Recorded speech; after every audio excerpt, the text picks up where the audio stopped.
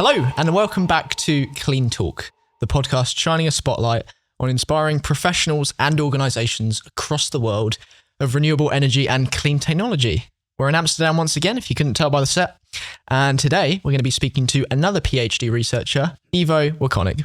Ivo is going to be exploring for us his role in the World Energy Council, which if you've been following the show for a while, you'll know that we're covering more and more. And we're going to be looking at the impact and the importance of the next generation, bringing them up and into care and responsibility within the climate conversation and sustainable tech. We're going to look at that, and we're also going to explore Ivo's expertise as a systems thinker when we look at what it means to build energy systems, manage them, and how that actually plays back in to handing over the reins to the next generation. Ivo, welcome to the show. Thank you very much. Can you give us a little bit of a tour through your history? At what point in your life did sustainability and renewables kind of show up? So the first time sustainability sort of popped up in my career was towards the end of my studies. I did a bachelor's in physics and in astronomy. Obviously, before that in school, I already heard about the climate and environmental issues, but it really started popping up towards the end of my education. That was in 2019. And obviously from the education side of things, we did some courses and lectures on also the climate crisis. But what was almost more important to me was just the entire environment, which changed. And by environment, I mean, back then there were these climate protests. There was like a lot of debate on what to do with the climate change. Also the European elections coming up, where the climate was really put on the agenda. And that was also a turning point for me.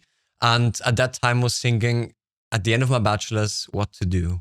And at some point, I was thinking, should I pursue, let's say, a career in theoretical cosmology or do something else? And the whole environment being that we need to really act on climate, I was thinking I was asking myself how I can best contribute to sort of mitigating climate change. Mm-hmm. So you're at uni and you're not thinking, where can I go to make as much money as possible? You're thinking, where can I go to make an impact-driven career? Something along those lines. Actually, kudos to you. No, thank you so much. But I mean, I'm in a privileged enough position to say that money does not matter too much right now. I mean, there are a lot of people who do have these worries that I'm aware of, but I'm privileged enough to not have these worries. Sure. And the privilege that I have sort of carries me forward, and I also want to make use of it in a positive way. Yeah. But now thinking again about what to do next. And I mean, if you study physics, if you study astronomy, you understand energy. And if you understand energy, you would like to go to the energy sector. And the energy sector, I think, contributes to around 80% of greenhouse gas emissions. So my thought was, wow, that's what I can do, essentially. Yeah. And that's what I did. Fantastic. Where did that take you next? Yeah, that was like an interesting thing, because I was at the end of my bachelor's, and the only thing I didn't have any understanding. So I just started sending out random applications to but just to all these organizations. Yeah. And obviously I got one rejection after the other, because like, what do I do with somebody who wants to do theoretical cosmology at an energy company? But there was also one organization which is called World Energy Council Austria. And I also sent an email to them and I asked them, do you have a job open? And they responded 2 days later saying that they're currently looking for an assistant to the Secretary General. And I was like, wow, how is that possible? Turns out in hindsight, I was quite fortunate, because at that moment they were really looking for a replacement. It's an NGO, it's a non-profit in Austria. So they were looking for a new replacement for their assistant to the Secretary General. It's usually a student job. So they really fit the criteria. And I was actually quite fortunate in that moment to send them an email at the right time when they were looking for somebody with my profile. Yeah, this is interesting, isn't it? Because when you're doing something like lead generation, whether that be for sales or for recruitment, it's the one, you can get 100 no's, but you only need one yes, in theory. I remember doing some sales outreach, and I was, my pitch is often pretty atrociously bad. But then I had one lead where I'd contacted them very well and approached them, and they were like, can you do commercial lead gen for us? And I was like, every other person thought I was a shambles. What's going on? So you only need one yes at the end of the day and a million no's. I completely agree. And I mean, you could say it's lucky, but at the end of the day, if you send out an email to 20 million people, is it luck? So it's almost like, volume begets luck. Yeah, exactly. Yeah. So Yeah. So I was essentially fortunate, and essentially being at the World Energy Council Austria sort of paved the way for my career in energy. Fantastic. Fantastic. The World Energy Council is a fascinating organization, and it operates around the globe, hence the name World Energy Council and not Austrian Energy Council. What initiatives do they run? Which one are you contributing to? Can you unpack that for us? That's a difficult one again, just in very short generic terms. So the World Energy Council is an international non-governmental organization. It's a non-profit and has been founded more than 100 years ago. It operates globally, but it has different member committees. So what you sort of can imagine is this global umbrella organization, which is called the World Energy Council. But the beauty of the World Energy Council is actually the impact through its national member committees. Got it. National member committees are in Austria, the Netherlands, France, China, Chile, all across the world. Obviously, there's still some countries where we don't have presence, but in general, the World Energy Council has global reach. Yeah. Now, there are global programs, and one of those is the Future Energy Leaders Program, but also global studies, Okay. which belong to the activities, but also global events, which is the World Energy Congress. Now, shortly about each. So the Future Energy Leaders Program has been implemented 40 years ago on a global level. It was quite successful, and it's being in development ever since. Got it. What a lot of national member committees did is, why don't we copy the same model for the national member committees? So around 15, 20 years ago, if I remember correctly, the first national member committees started having their own Future Energy Leaders programs because they felt like we need to empower younger generations to be part of the discourse. So it's almost like franchising energy communities. In a way, that's a good one, actually. Okay. It's to some extent, you could say it's franchising. Obviously, we don't have to pay for that, but that's a good one.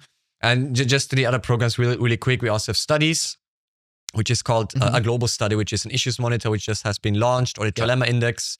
You can really try to gauge or want to see what the energy landscape is moving towards. Trilemma Index is sustainability, equity, and affordability, or security, sorry. So it's these sort of three pillars where you always have to sort of balance this out in energy transition strategies. A lot of governments actually use it to sort of design energy policies. The issues monitor is trying to understand what kind of what issues keep leaders awake at night. So like what people have to deal with in daily operations globally, but also nationally. Yeah. And the last thing that I want to talk about is also the World Energy Congress. That's actually one of the largest gatherings of the World Energy Council. It's really when all the member committees come together to really discuss energy issues. Yeah. The last World Energy Congress was in the Netherlands. It was in April 2024. And as the future energy leaders of the Netherlands, but also globally, we strongly contributed to it. Back then, I was already in the Netherlands. The next one is going to be in Riyadh, in Saudi, in October 2026. So it's really about trying to bring the community together. And maybe as a final note, what I do see is within the World Energy Council, and I keep repeating that in every single meeting, I have the impression that the World Energy Council is a warm community. And by that, I mean that you really sort of very often meet similar people. You know them already from different encounters, and it's almost like a friendship that sort of forms over the years. Yeah. And you really feel like that's a place where you can belong to. Yeah. The goal of the community is to really accelerate energy transitions and make sure that people are really kept at the core of all debates. Yeah. And so these committees around the world, they're sort of aggregating professionals that work in energy or have influence in some level of either industry, policy, or academia. Is that right? That's right. Obviously, every member committee, so that's also what I like about it. Every member committee has their own structure, design, etc. Because something which works in Austria may not work in, I don't know, Chile. Sure. So it's also important to keep the local context, just keep it alive, because it's very difficult to just have one blueprint for all of the different member committees. But in general, what we do is we do not advocate for a certain technological pathway or for a certain industry. What we want to do is bring the different stakeholders together and discuss the issues together, which is a nice thing, obviously, because you can share views and exchange perspectives. On the other hand, some people may think, everybody talks about everything. There's some stakeholders who just want to talk about their niche technologies. Then obviously the World Energy Council is maybe the wrong platform for them. But in general, we receive a lot of positive responses from all our members because they really want to contribute to the debates. Fantastic.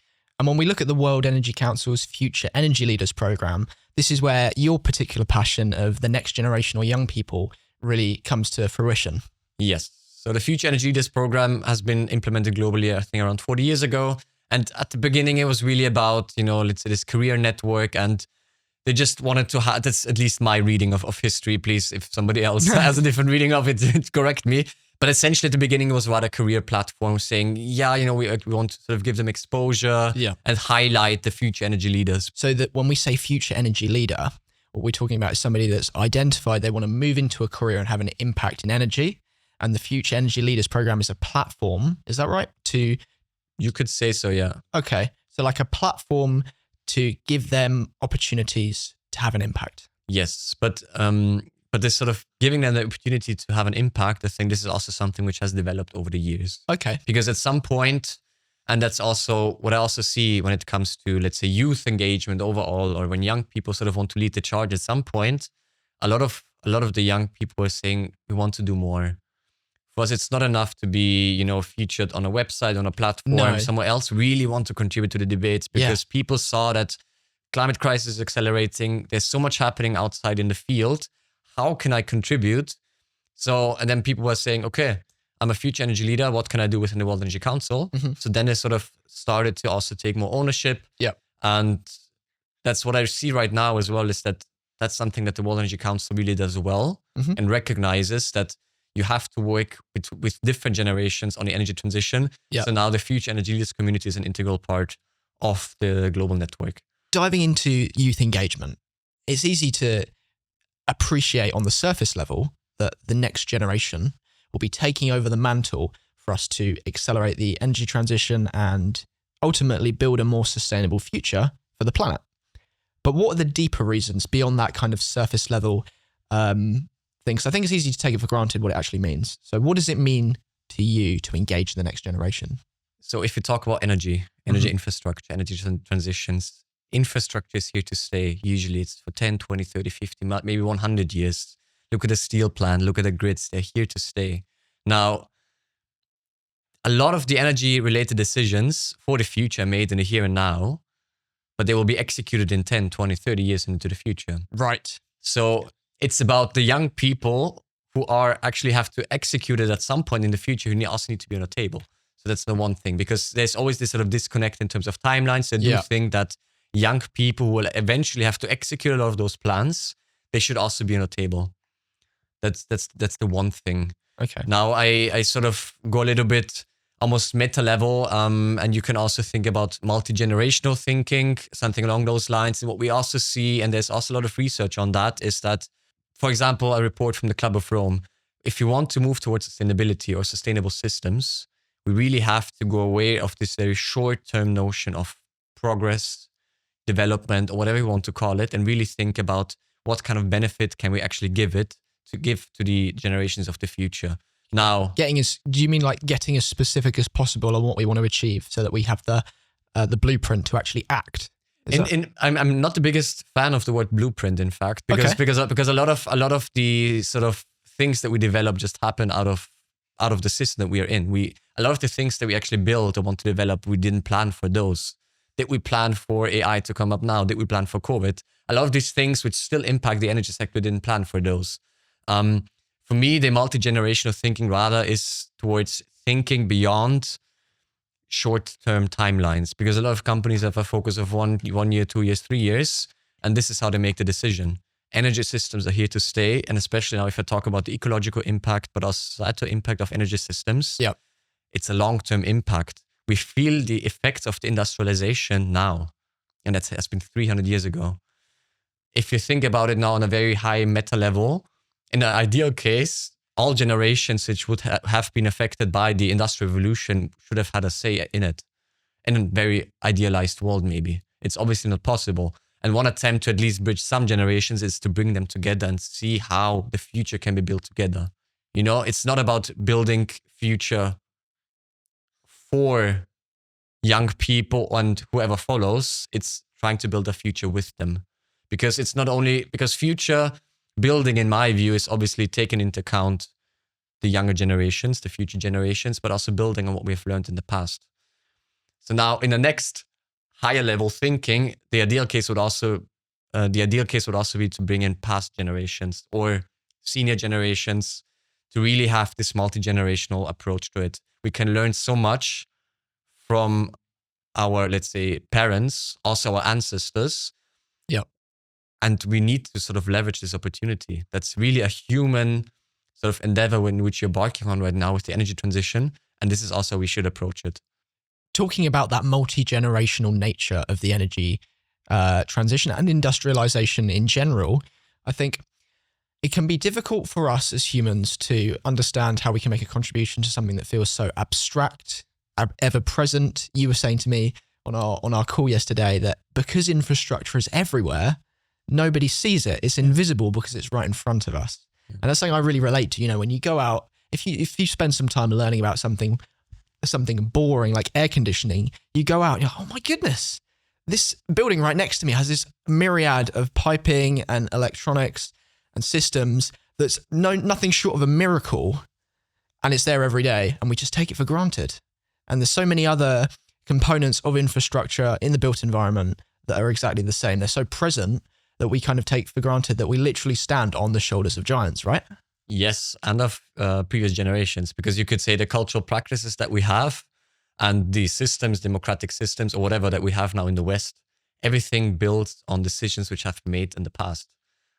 Our entire culture actually built on our ancestors. So you could say that there's some intergenerational collaboration even happening in that sense. I mean, collaboration is maybe the wrong term, but we really have to acknowledge the history of transitions or how societies develop and sort of build on that. Yeah. And just now solely focusing on the here and now in one single generation, I think it's a wrong approach. And that's at least, now this is on a very high level, sort of very theoretical level, to sort of break it down, what it means in practical terms, is maybe through a future energy leaders program. That's one of the ways you can do it. But I guess there are 50 million other ways to do it. Yeah.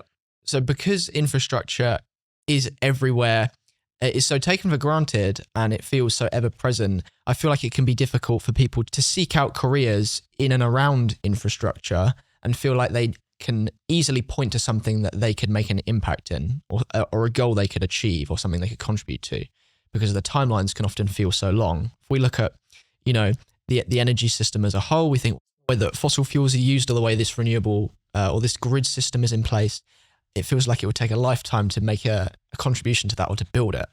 And so how do young people engage with and find specific sort of anchor points for their own interest when it comes to finding a career in infrastructure and energy? What I have sort of found out by talking not only to young people, but also to more senior generations is it really depends on the individual context in which you're embedded in, but also a little bit on your character, also luck of the draw. Yeah. What kind of sort of way forward you will have and you will see. The reason why I'm here is because of all this context I've been embedded in, some of the decisions I've made, and because obviously the privilege that I have, but somebody else in a different context will not be able to do the same thing that I do. Maybe that could be a way which sort of can maybe answer the question, but this also shapes the way people see themselves within their careers. Because our personal ambitions, obviously on the one hand, made out, like a big component is the character, but obviously also the societal context, family context. Everything surrounding us shapes what kind of career we want to have.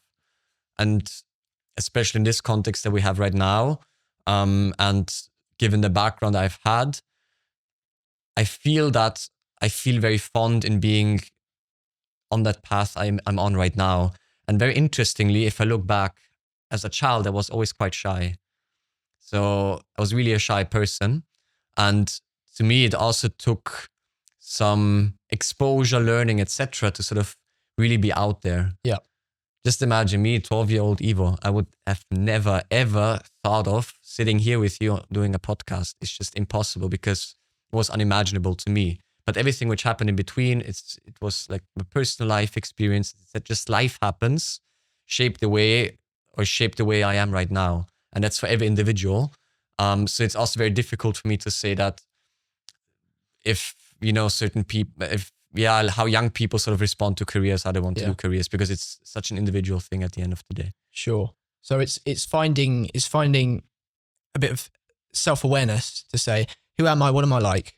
What are my interests and what are my limitations? And then from there, looking at opportunities to engage with that behemoth that is infrastructure in a career setting.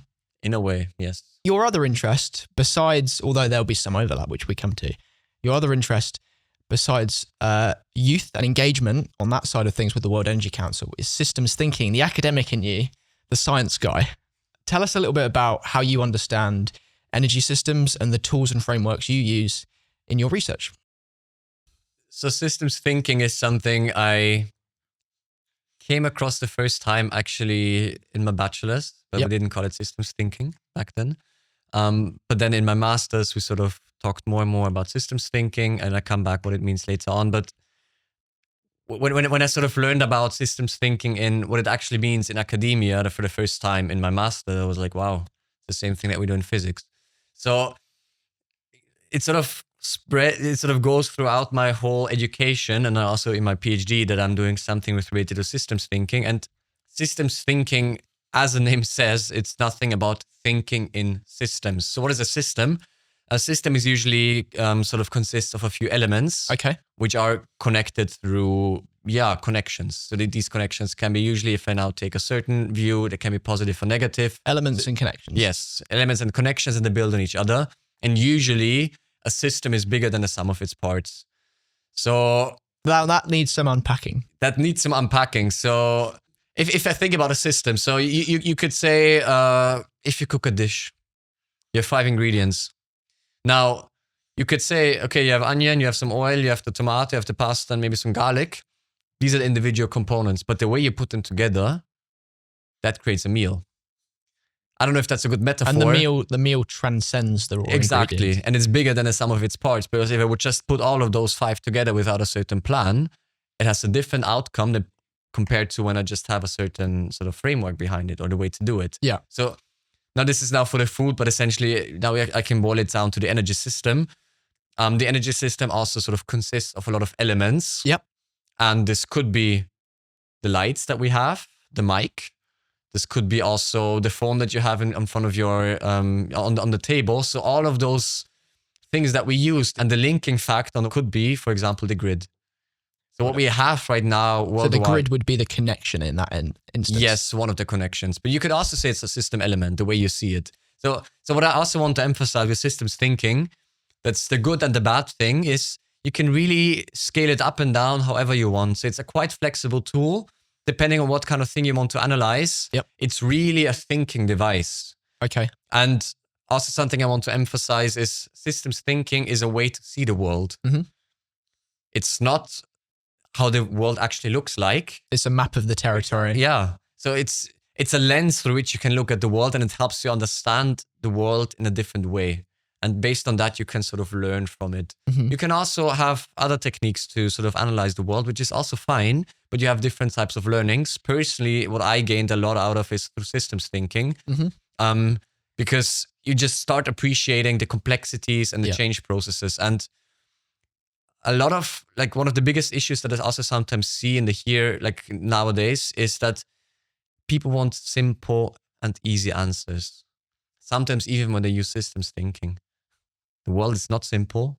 The world is not easy. The world is complex. And this is something we actually have to sort of embrace. We have to really build on that. And systems thinking can be one of those tools through which we can appreciate the complexity of the world. So besides elements and connections, as a rough kind of overview, how much deeper does it go? And what are some of the ways that these models are used by energy professionals in the working world to understand their territory that they're mapping, if you will?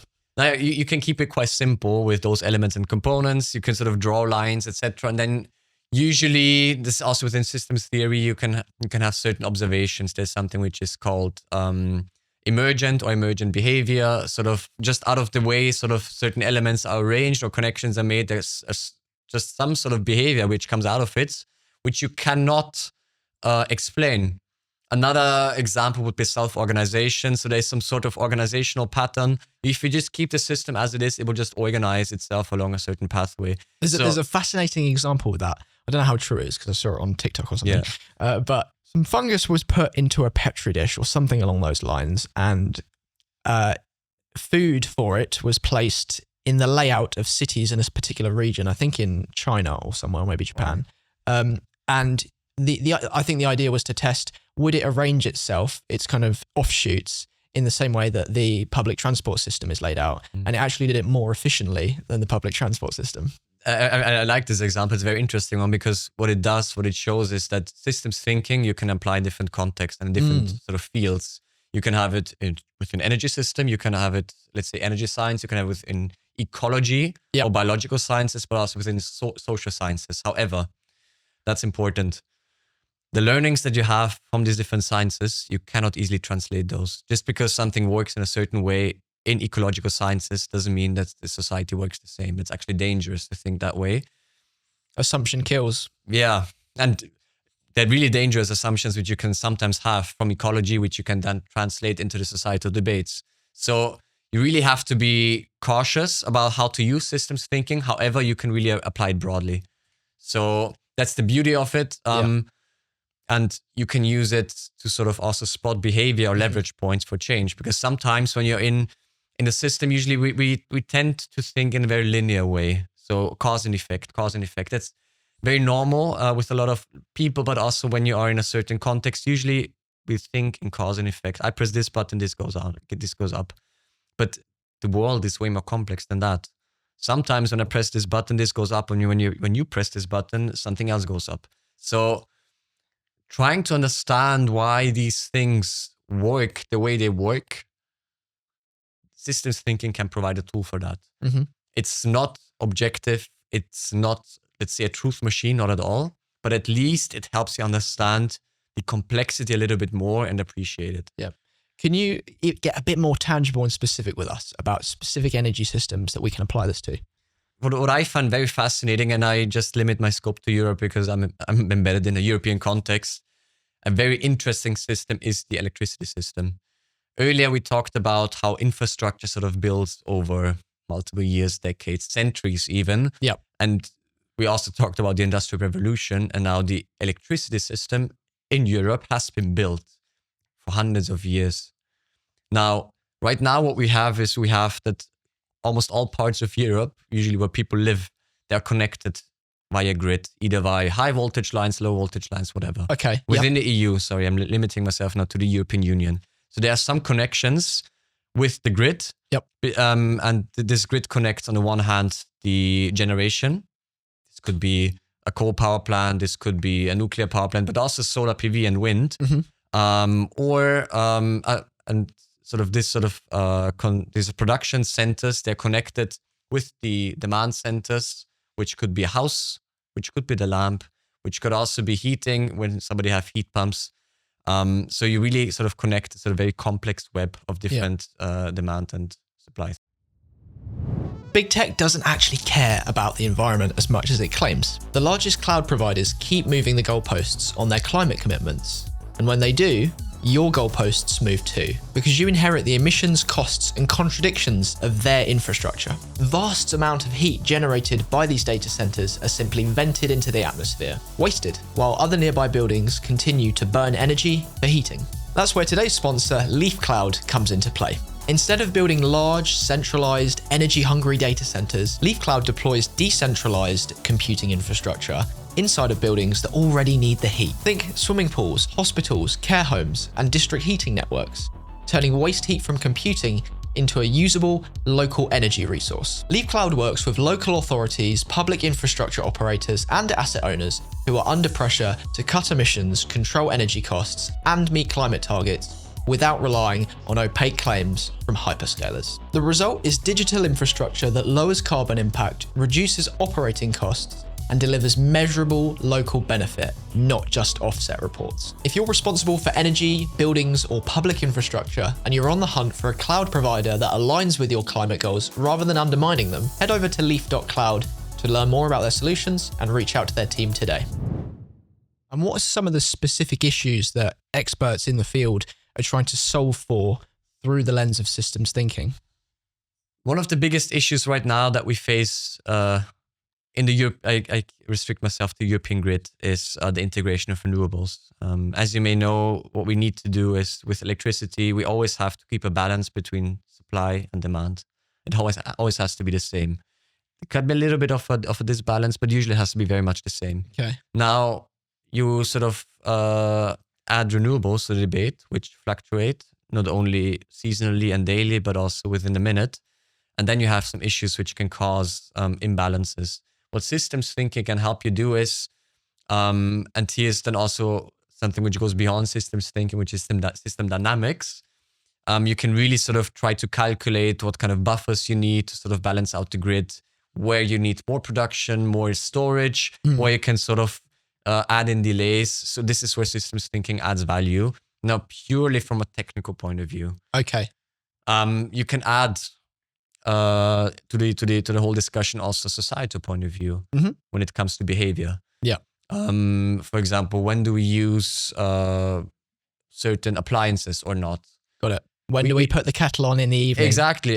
And I mean, we will not change it so much, because why should I put a kettle on at 3 at night when the power is cheapest? Doesn't make any sense. Yeah. But still, having also this part of the equation in it helps you understand the dynamics way better, way more. Yeah. Helps you predict, and at the end of the day, maybe also lead to more secure and stable energy systems. This is what I find fascinating, because speaking to Carissa from another either upcoming or previous episode, we talked about the relationship between the energy transition and social issues. And I think it's so fascinating what you're saying, because if you've got the technical approach to solving energy related problems, and energy being a very broad term there, and then you've got the social approach, often these can find themselves in conflict just by virtue of the tools that each group is using. So like with the technical side, as you said, I'm not going to get up and be like, I should put the kettle on now, it's 3 a.m. because the energy's the cheapest.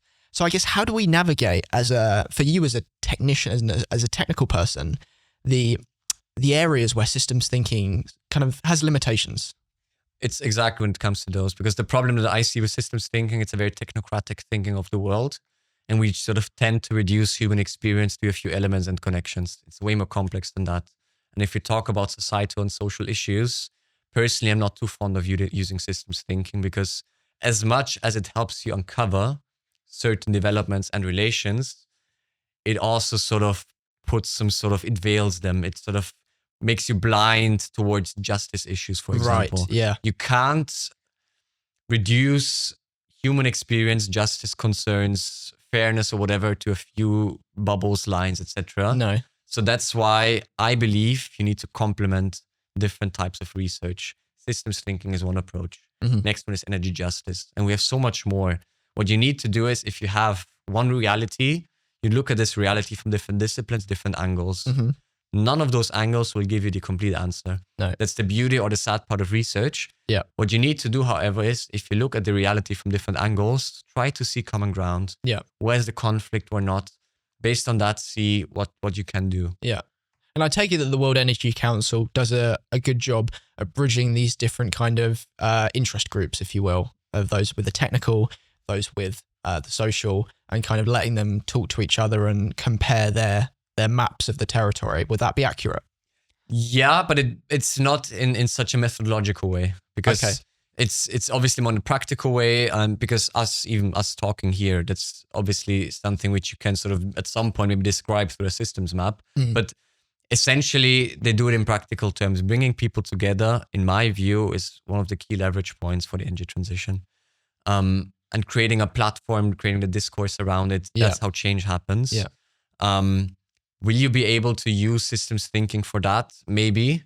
But in practical terms, I don't think it offers value for that.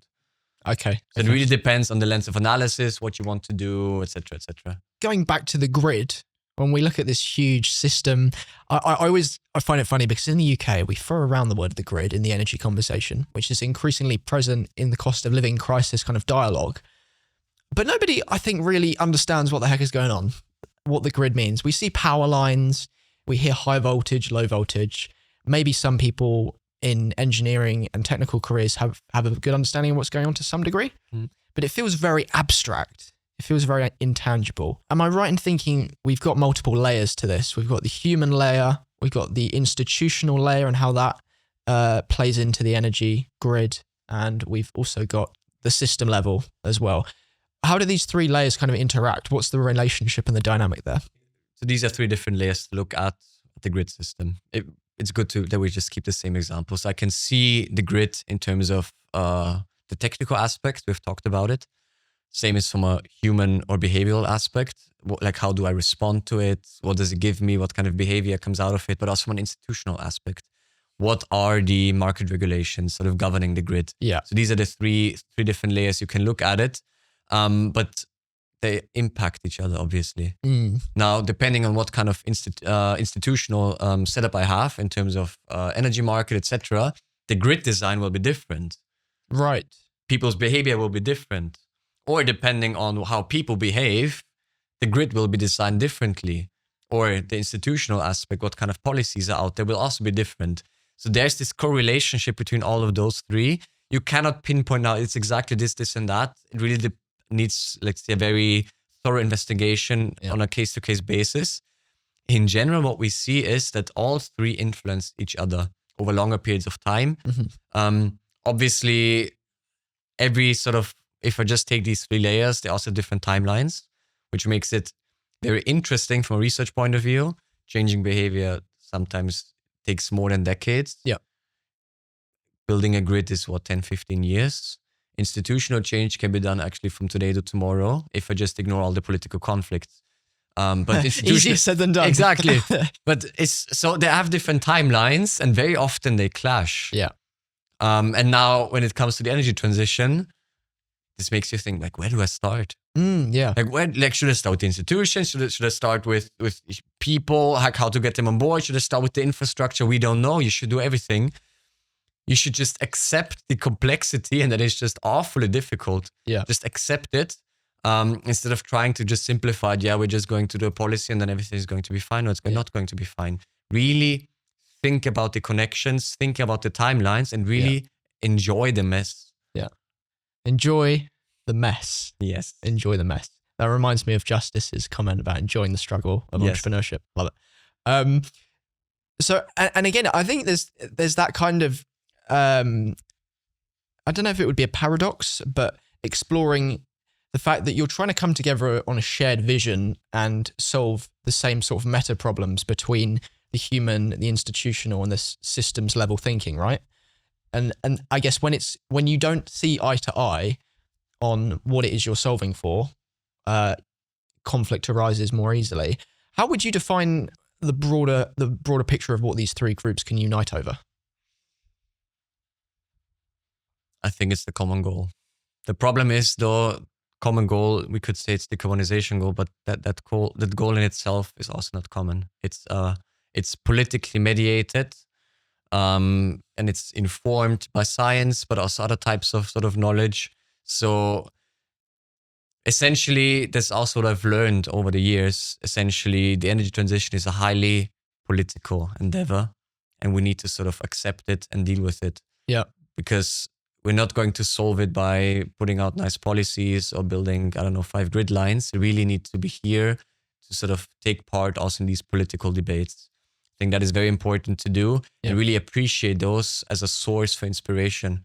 Because just because you may be right on the scientific facts that we need to decarbonize by 2050, this also has implications for other stakeholders which we may not see. Yeah. Had we not had these political debates, these political discussions. Yeah. So what is important really is to have different people on board, share their perspectives, and also mediate through that. There's going to be some compromise on every person's end within, let's say, the current generations, between generations. And now I come back to this sort of multi-generational thinking.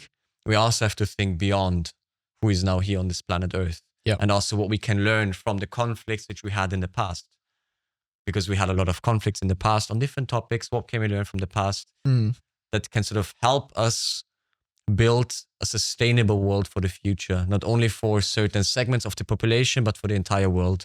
So this will be a strong political debate, not only locally or on a European level, but also globally. Engaging in the debate politically is key. Okay. Looking at then those overlaps between the nature of systems thinking and the importance of the next generation, what does it mean to you to kind of reconcile those two competing passions within you? So I'm a big fan. I mean, I also sometimes see her in a critical light. I'm a big fan of Donella Meadows. She's one of the authors of the Limits to Growth report from the Club of Rome 1972. And she also a lot of publications. She's not uncontroversial, but she still serves as a little bit of an inspiration when it comes to systems thinking to me. And she passed away too early, unfortunately. That was like 15 years ago. But one of her most famous publications aside of the Limits to Growth report is leverage points to intervene in a system. So what she sort of put out is that a system consists of different layers and how you can intervene in it. For example, a system has rules, a system has goals or a paradigm, and based on sort of where you want to intervene, it's more difficult to change or more difficult to intervene. For example, it's very easy to change a rule in a system, but it doesn't change the system as much. Right. One of the most effective ways to sort of change a system is to change the system paradigm. But changing a system paradigm is actually one of the most important things to do. So the easier it is to sort of change a system, the less it actually changes it. Now, why am I saying that? One of the key leverage points aside of the paradigm are the goals of a system. Now, if I have a car, I don't know, as an example, I have a dish. Depending on what kind of goal I have with it, it's going to have a different impact. I'm going to use it differently. It's going to have different outcomes. So if I can change the goal of a system, I have immediate impacts and can really change course the way a certain technology or whatever develops. Now, why is that important? Now I bring young people in, but not only young people, but also people who are marginalized, different backgrounds. It's not only the same people from industries talking.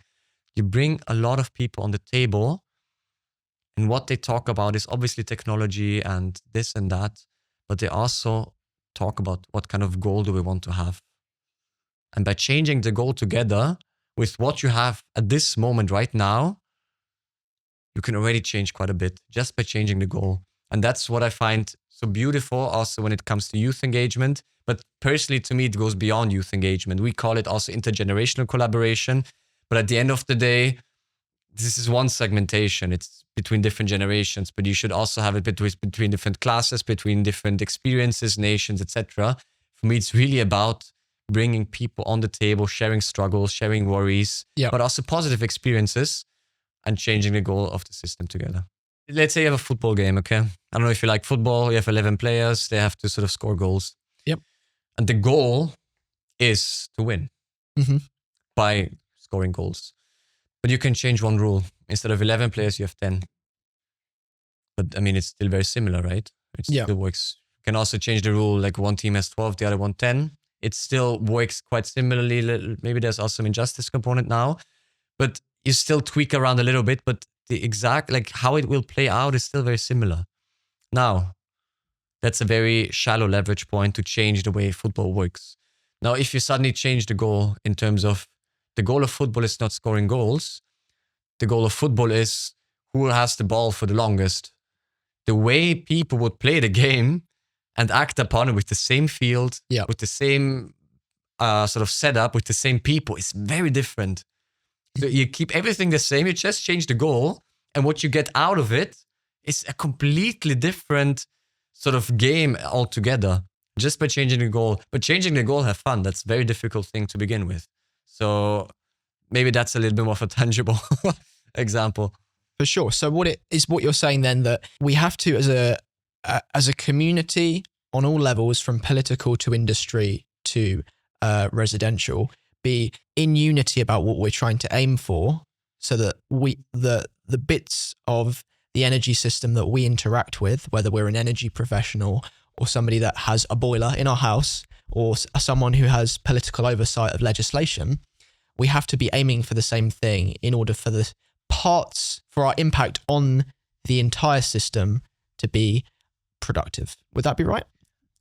To some extent, but I want to add one layer because you just said sort of people have to agree, right? Yeah. Without a disagree, because it has to be sort of, we need disagreement. Honestly, I love people who break rules because, I mean, not let's say criminal, like extreme criminals or whatever, but breaking smaller rules. Right. Because if you're in a system, you break smaller rules, that's how you learn. You can improve the way a system works. So I don't want to have everybody to be on board. I want to have people on the side who shout and complain because they show us sort of components which may not work well. It doesn't mean that they're right, but some of those signals are correct. You want the disruptors. I want the disruptors as well. We obviously need to have people who sort of build a common ground, but we also need people to sort of complain. We need every skill. We need every character. Yeah. We need a highly diverse skills, characters, backgrounds, etc. to make it work. Just having one certain type of stakeholder doing the energy transition, that's how it's going to crash and burn. We really need to have different stakeholders, characters, people. Okay. Otherwise it will not work. Got it. So would one example there be, say that you've got a rural community developing a mini grid, if they weren't complaining about the legislative impacts on getting their infrastructure deployed, if they weren't complaining about it, we would miss out on an opportunity to further the energy transition because they're not complaining. Would that be an example? That could be a take on it, but the other take on it is also because now people keep talking about not in my backyard. They keep sort of complaining about people sort of, they don't want to have wind, etc. I don't like the discourse because they sort of say, they're uninformed, etc., etc. Usually it's not because people are stupid or people sort of don't want to have the energy transition. It just points towards a deeper level, which is a justice level. And we should actually take those complaints, those worries of the communities we call NIMBY, not in my backyard, rather into account and think about ways. NIMBY, that's how they call it. Okay. And you may have come across this term. It's very much in the renewable debate. And as soon as you call somebody NIMBY, they're like, you assume that they have no clue whatsoever, which I find very problematic. So we should rather take their worries, take their critiques into account, into a positive way to find ways to make the energy transition more just. So I see people who sort of criticize it on reasonable grounds as a positive way, as a positive thing forward. Okay, then you also have people who believe that, I don't know, some aliens or whatever, they're the cause for climate change, whatever. That's a different story to begin. We will always have them. And maybe that's also good to have some people who think in a more creative way about why problems are here or not. Mm-hmm. We need all voices. Yeah. That's what I want to say. Extreme views are a feature, not a bug. Yes, and also what is extreme? That's the other thing. Okay, true, yeah. There's different levels, isn't there? So then when we look over your sort of expertise when it comes to youth engagement and systems thinking, how would you kind of summarize why you find this interesting and what you feel you can contribute to and others can kind of hop on the bandwagon of when it comes to their own lives and their professions? Why I find it interesting, I think I have to make it interesting for me because I've told you earlier, right? I think every person's life is just the product of the environment, what happens to you, etc. And same for me. Yeah. The reason why I'm doing youth engagement, intergenerational collaboration, the reason why I'm doing systems thinking is because all of those things happened to me at some point, and I sort of started finding pleasure in it, and I started liking it. It's not like that I woke up one day in the morning saying, wow, I want to do systems thinking, or that I smile all the time when I do youth engagement, not at all. I have to sort of find aspects, components, which make it likable for me, where I can sort of find joy. What I find enjoyable about sort of creating platforms for young people to sort of engage in, but also more senior people to engage in. I like bringing people together. That's something I've learned. That's one thing. In terms of systems thinking, what I do like thinking of, I like, theorizing, thinking about all these most random impacts, which you can also sort of show without systems thinking, but systems thinking is just one tool to do so. So I just like philosophizing almost about certain things, and systems thinking is the way I do it. So I learned to like certain things. Yeah. It was not the other way around that I was like thinking one day I was so inspired. So that's why I started doing systems thinking. In my view, that's not how it works. You got good at something and then you liked it because the feedback loop got better. I wouldn't even call myself good because sometimes the feedback I get from my supervisors is rather the opposite. Okay. Yeah. But that taps inside, doesn't it? The fact that getting proficient at something kind of fosters more enjoyment of it, doesn't it? Yeah. And I think that's also very often when it comes to inspiration, because that's my take on it. Could be wrong, obviously, but a lot of times people look for inspiration. But at least what I observe is a lot of, they want to have inspiration and then do something. But a lot of times actually inspiration comes after doing something. It's actually doing something first and then the inspiration comes. And maybe that's also important for the energy transition. We shouldn't be inspired, or I mean, it would be nice to be inspired to do the energy transition, but it maybe should not be the first step. The first step should be to start changing, and then we get inspired about it. Clip it, bro. Okay. Ivo, I've loved this conversation. I'm genuinely fascinated always talking to academic and technical people, because I'm more of like a creative person naturally. So the academic side is something that I have to walk uphill to keep up with. So thank you for opening it up for us. We're going to jump now to what we call Quickfire Curiosity, which is our short trivia to end off the episode. You're looking terrified already. Basically, just a few short questions to learn more about you as a person and your psyche. First of which being, what does futurism mean to you? Learning from the past. Do you want to elaborate? Trying to sort of see what you brought with you, not only as an individual, but also as a society, to the here and now, and based on that, where you're heading towards. So on the one hand, there should be some goal in mind in the future. The future is always uncertain, but we shouldn't also lose track of the present and the struggles that we have in the present, and put everything into the future. So too much future focus, in my view, takes away the fun in the here and now. And you should always recognize where you actually come from, what the background is, in a critical way. Because just because something happened in your history doesn't mean it's positive. It can also be negative experiences, as we see it very often in the European history. But the way history has happened shapes the way we are now and what kind of futures that we imagine. So that's why my first response was learning from the past. Sorry. So to avoid repeating the past, we must first understand it. To some extent. I mean, repeating the past, it's very theoretical, because you can't repeat it because the context is always different, but just learn from the struggles that a lot of people the ancestors, so to say, went through in a positive and a negative way. And a lot of them already thought about future generations. Maybe some people actually thought of you when they built the system that we have right now. Just being mindful about it also when you think about the future. Think really further down the future, but do not be prescriptive. Don't say the future has to look that way, this and that way. Just enable a flourishing society for the future. Open-mindedness. Yes, in a way. If you could speak to your younger self when you were at a critical juncture in your educational career, coming up through the teens maybe, and you had to give them some advice, some wisdom, you've got 30 seconds, what would you say to them? I would just tell them to do exactly the same thing that you did to reach the point where I'm right now. Because the reason why I'm here, the reason where I am right now is just a culmination of all of the things, of the small decisions that happened to me. Yeah. Now, if my younger self, maybe the shy Ivo, would say, wow, I don't see myself in this person. Mm-hmm. And maybe this may happen. And I just tell them, okay, don't do certain things. Don't make these decisions. But my thing is, I would not warn them to not do certain things. Just explore the world. Fantastic. For people that are at a critical point in their career or their education, where they're looking to have a change of scene, maybe they've been inspired by what you've shared about your interest in systems thinking in the next generation when it comes to energy. What advice would you give them on questions to ask themselves to spot opportunities for their next move? I think what people can ask themselves is, on the one hand, what you're doing or what you want to be doing in the future when you change the career, is that still meaningful to you? Next one is also, does it pay your bills? Let's be honest, you have to pay rent, etc. But at the same time, is there also something that, like an area where you can learn in? Because I do believe that to have a fulfilled career, at least that's from my point of view, you need to have some learning opportunities in there.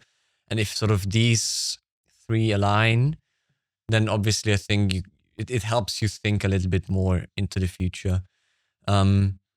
Sometimes, when you're in a difficult position, it's also very easy to trash the here and now and only see the negatives, but also appreciate what brought you in here, where you are in the here and now. Yep. And is it actually so bad where you are at this point? And very often it is indeed the case.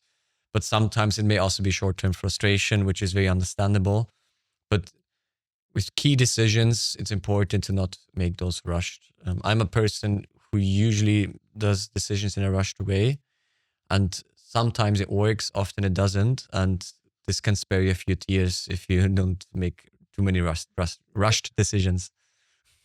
Ivo, thank you so much for joining us on Clean Talk today. I've really enjoyed speaking to another person with an academic brain about all these things. And I hope that what you've shared can be of use to some people in their own careers and give them some new tools and opportunities to go and think, you know, I'm going to go and learn more about systems thinking or the grid, or where I could make a contribution in infrastructure. And I think you've opened that door to people very well. So thank you for joining me. Thank you so much for having me, Luke. Awesome. Where can people go to learn more about your work and reach out to you if they want to connect? I think LinkedIn is the easiest. You just go on LinkedIn, type in my name. Actually, you can also Google me or whatever platform you use. You can find me on the internet. The great Ivo Wikipedia page. Not yet. Maybe no, just kidding. Awesome. Well, thank you so much. And thank you for joining us for this episode of Clean Talk. If you want to watch more content from us, you can click the link to my right. And if you want to learn more about what Harmer Visuals does in services for the renewable energy sector in video production, you can head to harmervisuals.com/services to learn more there. Thanks for joining us, and see you next time.